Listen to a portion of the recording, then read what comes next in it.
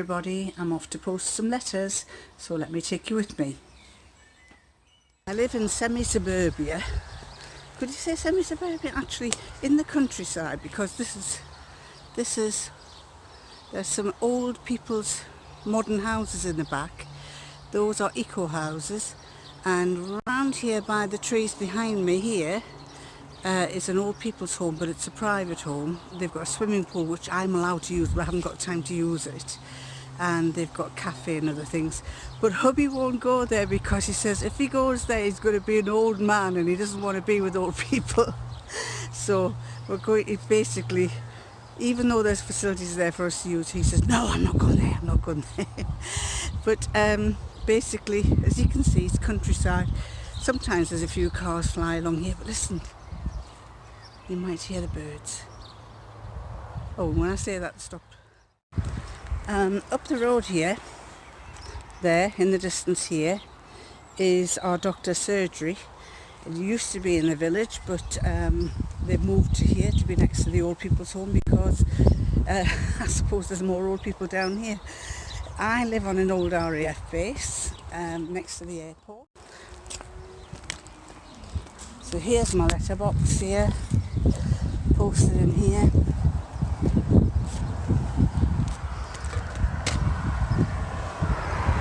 You can see this is the old estate here, and I live at the other end of it and going back. So that's it. We've been to post these letters and we are now heading back. Okay, so I've been sewing, and one of the things that I've made is this, as I said, and I'll tell you a bit about this. Another one that I've made is the Brunswick Sweater, and the Brunswick Sweater was a mistake from start to finish. Nothing wrong with the pattern, nothing wrong with the instructions, just the fabric I used.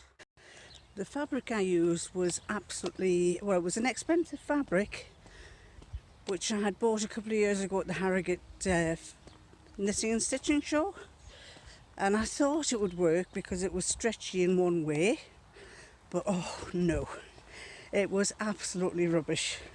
So I'm going to put a little video up to let you see what it was like. Hi, it's me again, Micheline from Micho Makes, with a continuation of the previous vlog, which I'm going to talk about. This is about a Brunswick pullover. This is about the Brunswick pullover, which is a wonderful pullover. It's about my fabric that I use, which is rubbish fabric, and it's about a 68-year-old brain that does not function properly. I have created, well, I've decided it's the toile. I've decided it's the first attempt at this Brunswick jumper. I'll show you what it looks like. I'll get it out. This is my first attempt at the Brunswick pullover. Can you see it there? And the one that I was doing wasn't the one with the neck. I wasn't bothered about the pocket there, but I decided to do the one with the cowl neck without the kangaroo pocket, but with the little side plackets, and not use that, not have that. Right, so I cut the pattern out. I looked at the body measurements. Guess who didn't read that bit? Guess who didn't read the word high? And when I made it and I cut it out, as I was cutting it out, I was thinking, that's awfully wide. It was quite wide. And I was thinking, it doesn't look right. I was looking at, I missed the word high, and I was looking at this, and my bust is 46. And this was 43.5 and 42. So, but then the hips were 47 and my hips are 46. So I figured, right, a 20 would be the size that I should go for. And because I always say go down a size smaller because it's always going to be too big. didn't realise that that was the high bust. When I came to finishing it, or not just finishing it, to putting it and keep trying it on, it was enormous. It was unbelievably enormous. The collar, because of the fabric, I thought I would use this fabric. This is it. I thought, right, this is my expensive fabric that I bought about 1.5 years ago at the Harrogate Sewing and Knitting Fair. I can't remember, was it called Abercans or somewhere I bought it from? And it's a very expensive, cost me £20. Was it £20 for the 1.5 yards or something? And it's stretchy. It stretches one way. And I thought, that might be quite nice. But oh, it was like sewing upholstery fabric. It's stiff as anything. And it didn't have that jersey feel about it, which I should have realised. So, my fault. First fault. Second fault. First fault was the bust size. Second fault was really, it's probably the wrong fabric. Third fault was when I tried it on. The collar was up here. Instead of dropping like a cowl, it was up in the air. And there's in the Bash Street Kids, there's a kid that always has a jumper up there with a boarding head, and I felt just like that. I'll put some videos up to let you see. So, and it wasn't just way.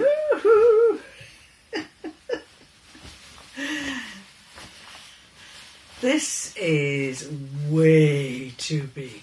Got the side pocket, the side flaps in, just pinned at the moment. They need to have buttons on, but this is way too big by my standards. So I think what I'm going to do is I'm going to take it in a bit so it's more, at the moment it's like a funnel. So I'm going to try and take it in a bit. I probably have to unpick it all again, but make it more of a that shape, so that when it's turned down it looks a bit more comfortable. I could get away with it if I wanted to, but you know, when you've done it just no, it's not doing anything for me. So we'll just do something with the neck. So then I decided I was going to taper, instead of it going out like that. I'll show you what it was like.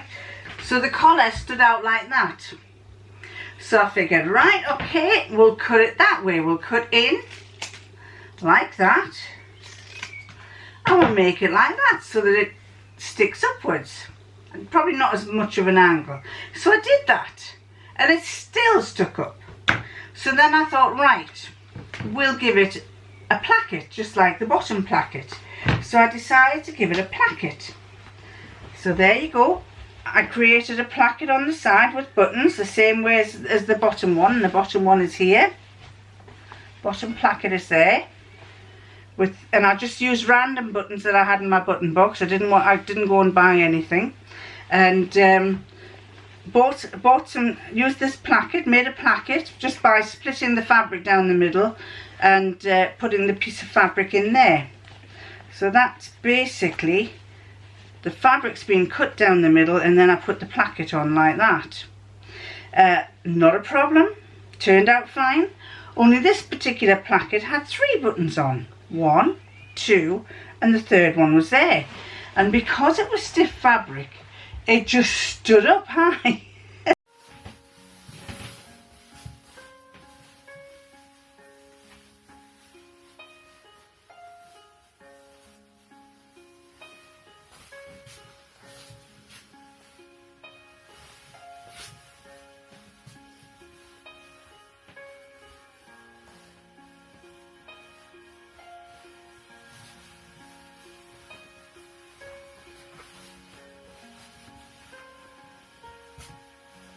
Again, I couldn't see, so I thought, oh, this is not on. So in the end, by this time it was either a throw it in the bin job or do something with it. So I just lopped the top button off, turned the fabric over and zigzagged, so I've still got this I've got this kind of raw edge in a sense on the inside, but am I bothered? Do I care? Am I bothered? Do I care? so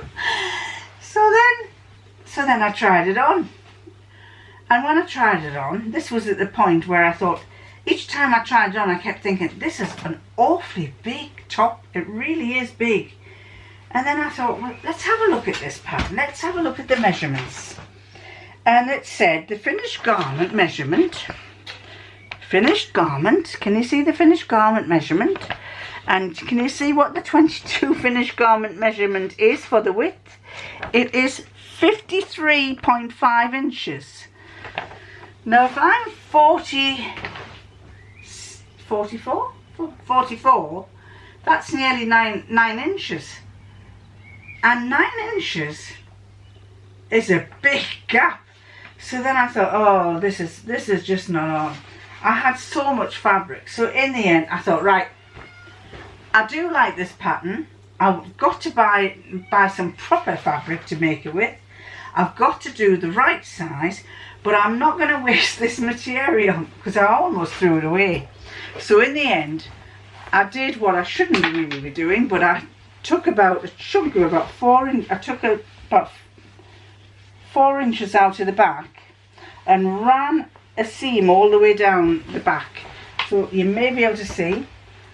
I ran a seam all the way down, so I've got a seam that goes right down to the waist there. I'll put it on to let you see. I haven't finished the cuffs. I was going to have it without cuffs, and then I thought, no, it needs, these are a little bit too short, and I've got plenty of fabric to make the cuffs. So the funny thing is, it's really strange fabric because it's elasticated. It's far. If I do that, it stretches. So I'm going to put some cuffs on here. I don't know if you can see it. Can you see it? If I bring this down to let you see it, you might see it a bit better here. I'll put that there. Right. So I've got this here, and the buttons at the side, placket there at the side. I'm missing a pocket, probably a kangaroo pocket might have been nice so I can put my hands in it, because I can't really put them into pockets here. But this is a bit better here. This is a bit better. It still stands up quite proud, but it's a bit better. And of course, I'll put you back there. I'm going to take my jumper, take it off a minute, because I want to tell you something about it. Hang on. The buttons were too big for my buttonholer. The buttonholer there, the automatic buttonholer that I have for my machine, when you basically pull that out and put your button in, but they were too big. They were just that little bit too big. So I decided, right, you've never done your own buttonholes for years, so let's try and make our own buttonholes, see if you can still do them. And you know, I enjoyed it. So if you ever think that you've lost your sojo, do some task that you've never done for years. And this was, so that was my first buttonhole that I made. There's still a few stray threads, but that was the first one. And I thought I was quite pleased with myself. I thought, oh, you've done all right with those buttonholes. So I enjoyed trying them out and seeing if they'd work, and yes, they did. So those are my own, I wouldn't say hand done buttonholes, but they were done without the aid of the machine. And so I carried on. I thought, well, I'm going to do the same with the ones on the top. Even though the buttons would have fitted in, I figured I was going to do the same with the buttons on the top. So in the end, it's turned out fairly well. I've yet got the cuffs to do. I'm going to redo those cuffs. I'm not overly keen with those. But the bottom line is, the Brunswick pullover, yes, I like it. Will I do it again? Yes, I will. Will I get some decent fabric? Yes, I will. Will I change the style a bit? Yes, I might. How will you change the style? Well, I think I might do the same procedure, do that one with the cowl neck, with the kangaroo type pocket. Maybe a slight different style to that one. I might even put that pocket on there, and I will have the plackets at the side as well. No hood though. I'm not a hoodie person. Not for this one. So yes, I'm going to do it again. I like the pattern. I just think the silly person who made it, the Durdle head, I have to call myself Durdle head, just couldn't get it right. She's got a hair in her face as well. Couldn't get it right, and same old, isn't it? Same old. She didn't read the instructions. She didn't do it properly, and she's learned her lesson by that. She's got to do another one. But having said that, I'm not too upset by it all. It's turned out, despite the carry-on that I've had, it's actually turned out a fairly alright type of top, even though it's nothing like the actual pattern. But yeah, I'm happy with it. I'm happy with it.